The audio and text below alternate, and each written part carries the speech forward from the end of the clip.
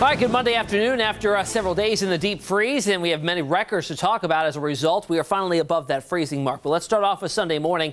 Remember that record I told you about, broken from the 1800s? 1884 was 13. We hit 10 at Norfolk International. Yesterday's high only made it to 23. That's a record low max. The previous record was 26 in 2014. And then this morning, we dropped down to 10 at Norfolk International again. The old record, 13. Set back in 1970. Something interesting here. We're a week through January, right? We've had one day we've had a high temperature above freezing, and every single day has been below average. In fact, we are nearly 19 degrees below average for this time of the year. Very interesting to see there. Still got 3 weeks to go, so we're not going to round out the month that low, but certainly very interesting this early on. Now everybody reporting a temperature above that freezing mark with the exception of Wallops Island, which is still at 30. We're at 35 in Newport News to Ahoskie, 36 in Smithfield to Chesapeake, 37 now in Williamsburg, Wakefield, 35 in Edenton, 32 in Virginia Beach. By the way, Wakefield yesterday morning dropped to 14 below.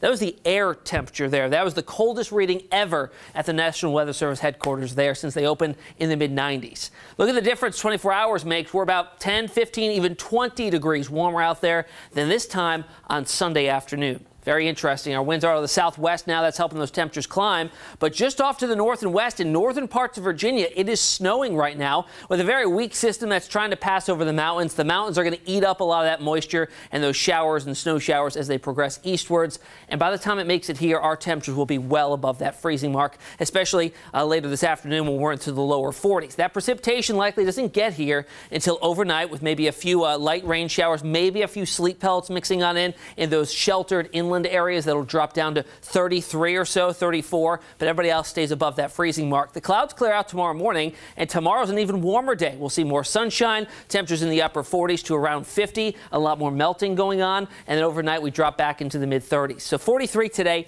partly sunny skies, finally above that 32-degree mark with southwesterly winds at 5 to 10. And then tonight, those increasing clouds, the scattered showers, maybe a few sleet pellets, we drop back to around 33. Some areas warmer, some areas maybe a degree cooler, hovering right around that freezing mark.